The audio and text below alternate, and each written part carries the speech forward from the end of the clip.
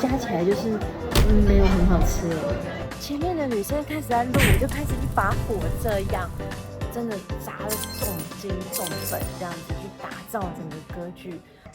小学上大学能不能毕业？耶！我已经抵达了意大利的维罗纳，刚去饭店放我行李，现在解放双手了，耶！没有行李我就可以啪啪走了。外面太阳很大，我不想出去。然后因为时差的关系，我现在有点想睡觉。今天的一整天的行程安排的紧凑一点，因为我只有一天待在这里，明天早上就要出发去佛罗伦斯上课，所以今天一整天呢，我有几个行程要完成。首先，今天的重头戏就是要看《阿依达》，然后这歌剧呢是在维罗纳圆形竞技场，这是一个非常古老的一个古罗马竞技场。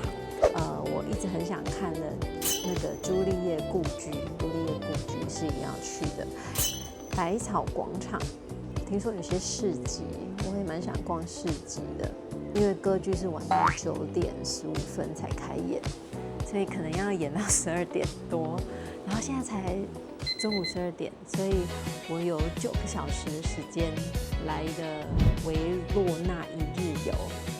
因为我来意大利之前啊，都听新闻说这里热浪多可怕多可怕，这就很害怕我会中暑这样。但今天我觉得气温还没有到很爆热，29度，美一个小河。意大利这里的蝉叫声也是很大声哎，跟我在垦丁国家公园听到的也一样，很卖力耶。坐一下，看一下那个，哇，天啊！哎，这好像是在哪一个歌剧介绍里面会讲到这个。我刚刚有查了一下，是普契尼的《燕子》里面有一幕是有法国红模仿，大象也是道具之一。这些大型吊车，我猜测是要把这些布景宫殿一块一块吊进去里面再组装的。因为这么老的竞技场，应该是不能破坏古迹。好多非常有名的歌剧都在这边演出，非常大制作的歌剧都会在这个圆形竞技场里面上演，因为它可以容纳2000人，它就可以做非常大场面的东西。这样特别来要了解一下今天晚上要看的这个《阿依达》它的剧情内容，因为著名歌剧里头的咏叹调啊，也都会是我将来可能期末考要考的曲子，所以现在来听，我觉得都是学习。还要先注册，注册才能买票，不是只有排队而已那么简单。好，现在要来花时间注册一个账号，然后再买票。OK， 好麻烦哦！啊，我手忙脚乱了。可以吧？这样可以买了吧？已经操作很久了，花了10分钟操作之后不给我付钱。我刚刚发现那个门票都卖完了，这个时段都没有了。然后墙壁上很多人写着自己跟自己爱侣的名字，然后还锁了这个锁，锁这个就是会分手啊，不是都这样说吗？还是我已经不相信爱情了？想要长久，就是要一直保持新鲜感，不要太常见面。来逛一逛百草广场这里的市集，转换一下心情好了。哦，我还是好爱这些磁铁，没办法，来到一个地方就会想要买磁铁。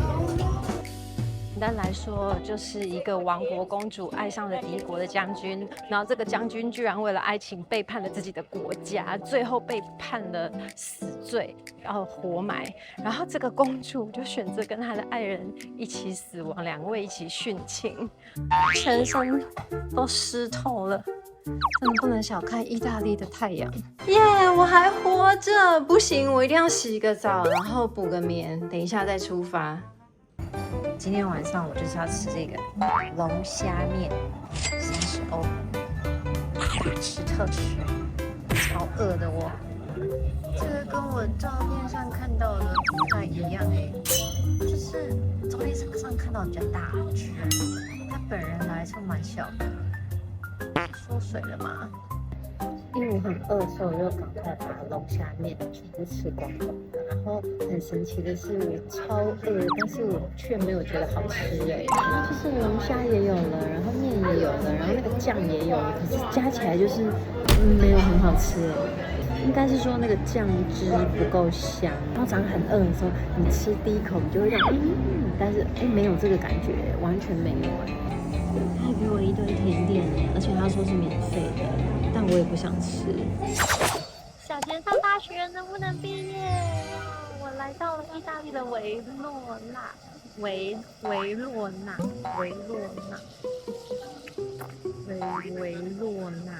真的是超级壮观的一个剧场。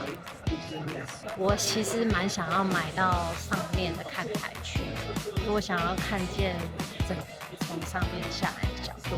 但是我后来决定说，看观众还是要看舞台，我要看舞台，所以我就买了一个比较近的位置。这个位置真的还不错。然后我还要讲一件事，刚在安检的时候，他把我的水壶没收了。他说就是安全考量，不可以带水壶，然后先放在外面，等散场结束之后再去找他拿这样。现在是晚上8点半，然后就已经太阳慢慢要西下了。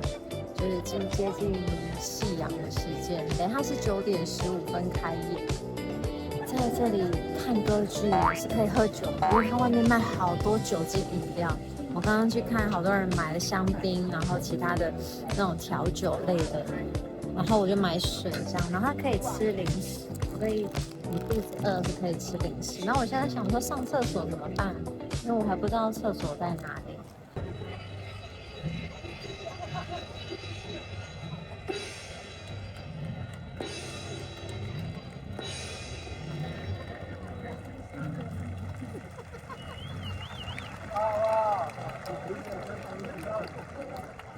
哇，看完了，真的非常精彩耶！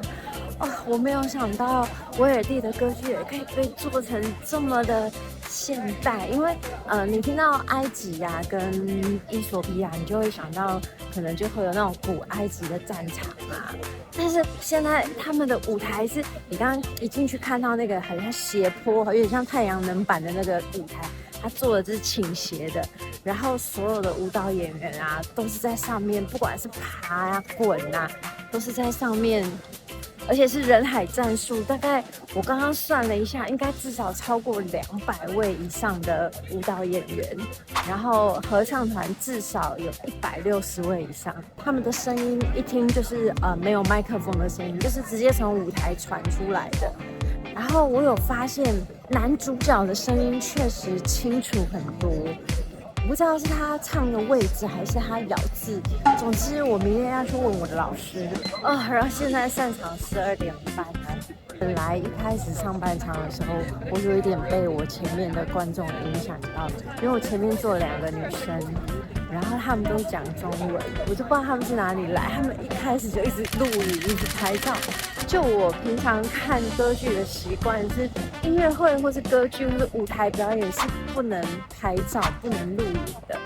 然后我觉得这个是很基本的吧，就是我不知道为什么前面的女生开始在录，我就开始一把火这样。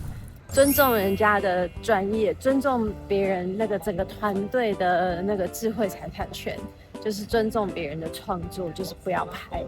然后我只有拍谢幕。然后我发现，在欧洲，在意大利这里的歌剧，他们的舞台布景啊，跟服装是花了非常多的钱，真的砸了重金重本这样子去打造整个歌剧，让我看见了舞台表演艺术的不同的可能性。就不得不说啊，他们的创新思维，然后还有对于舞台艺术的整个想法是完全没有框架的。然后明天开始我就要前往佛伦斯，开始进行我的声乐密集课了。然后不晓得这个暑假会学习到什么呢？很开心你们可以陪伴我一起学习，一起成长。然后希望你可以继续支持我的频道，让我更有动力，可以继续记录下去，继续学习下去。小贤上大学能不能毕业？我们下一次见喽，拜拜。